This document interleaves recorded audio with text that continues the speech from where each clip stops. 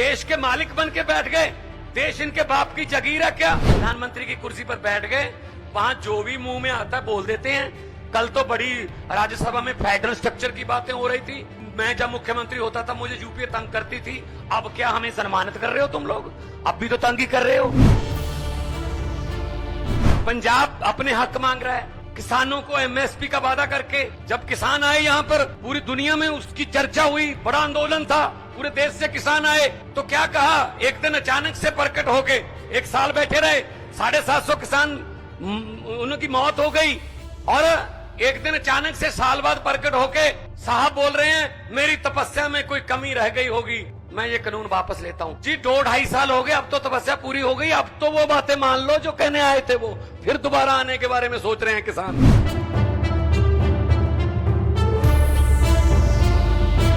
ये दिन भी देखना था कि मुख्यमंत्री बनने के बाद भी यहां आना पड़ रहा है। हमें अपने अपने सेक्रेटरिएट में होना चाहिए था, हमें अपने अपने ऑफिसेज में होना चाहिए था। पॉलिसीज, बजट के दिन चल रहे हैं, बजट बना रहे होते हम लोग। अब कहां इनसे अपने हक मांगने के लिए हमें जंतर मंतर पे आना पड़ रहा है। देश को बचाने के लिए हम सबका एक रहना बहुत जरूरी है। पंजाब एग्रेरियन स्टेट है, फूड बॉल ऑफ इंडिया।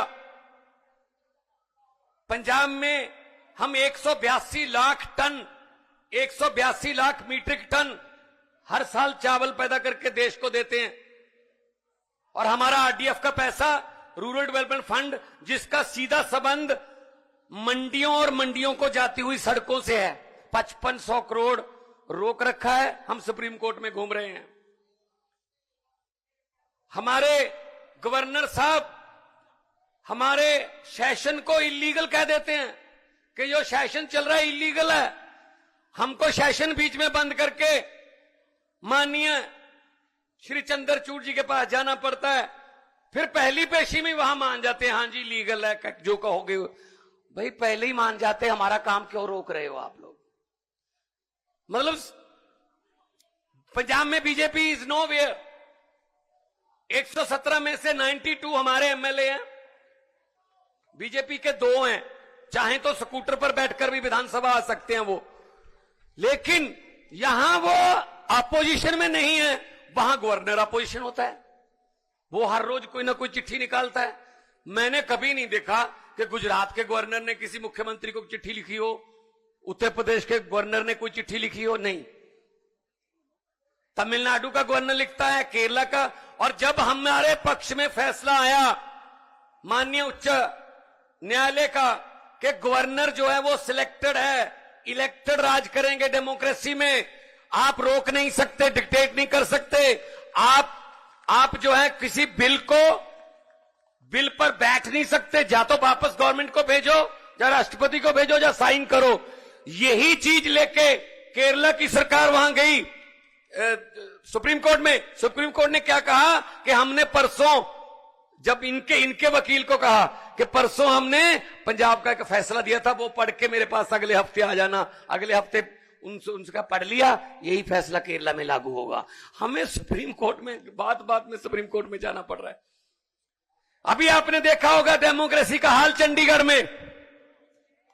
36 पार्षद हैं, उसमें इंडिया अलायंस के 20 हैं, इनके 16 हैं, including member parliament of Chandigarh. तो इनके 16 के 16 ठीक उन्होंने वोट डाला, लेकिन हमारे 20 में से 8 को इनवैलिड वोट कर दिया कि इनका वोट गलत डाला हुआ, इनको वोट नहीं डालना आता, इन्होंने मोहर अच्छे से नहीं लगाई। अरे भाई वो पहली बार मोहर नहीं लगा रहे थे, हर साल चुनाव होता है, 4थी 5वीं बार लगा रहे थे। लेकिन जब वीडियो साहब फिर सुप्रीम कोर्ट जाना पड़ा। जब सुप्रीम कोर्ट ने देखा, सबने देखा कैसे वोटों की गिनती हो रही थी, ऐसे वो प्रिजाइडिंग अफसर, ये किधर रखूं, बीजेपी वालों के काम है, इधर रख देता हूं, फिर ये वाली, चलो ये वाली भी इधर ही रख देता हूं, थोड़ा इनको बढ़ाना। ऐसे आप मीडिया खड़ा है, ये बात ध्यान से सुन लेना और टेलीकास्ट कर देना अगर आपके मालिक माने तो।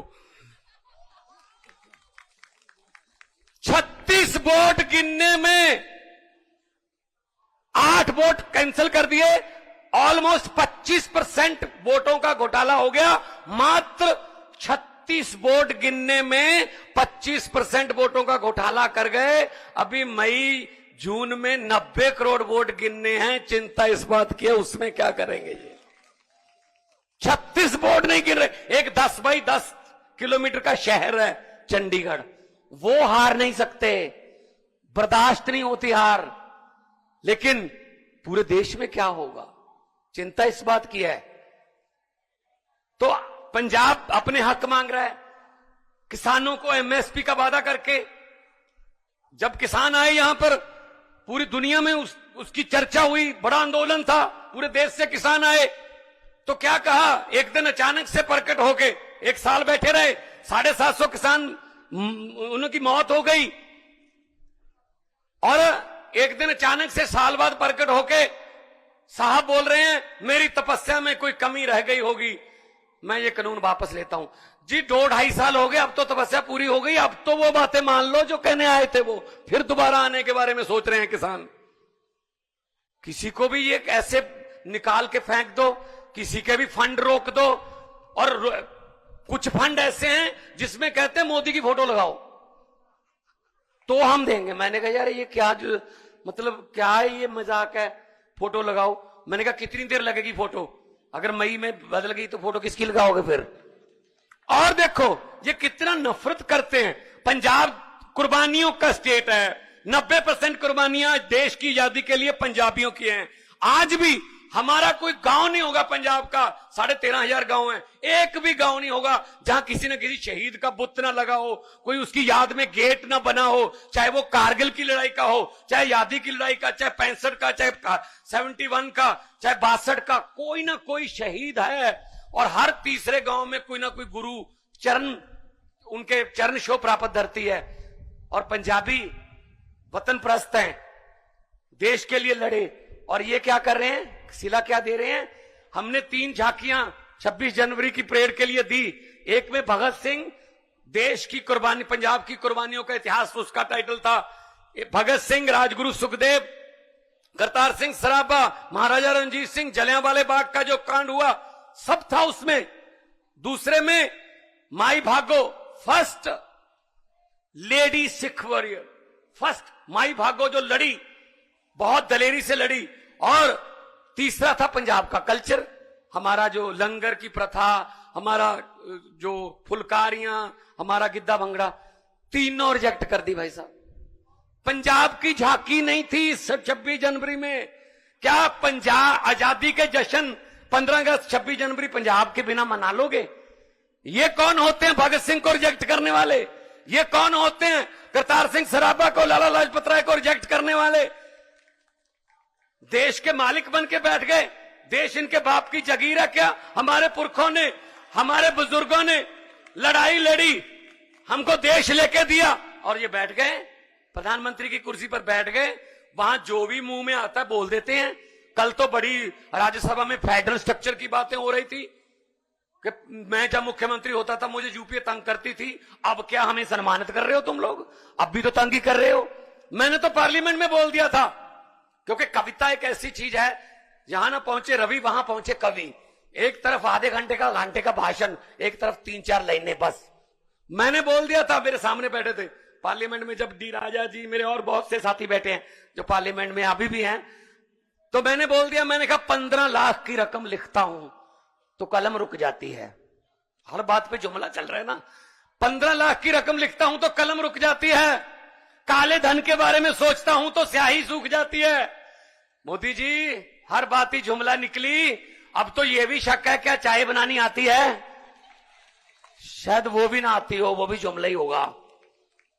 हर बात पे जुमला। कुछ तो सच बोल दो इस देश के लिए, कुछ तो सच बोल दो देश के लिए। तेल बेच दिया, रेल बेच दिया, भेल बेच दिया, एयरपोर्ट बेच दिए।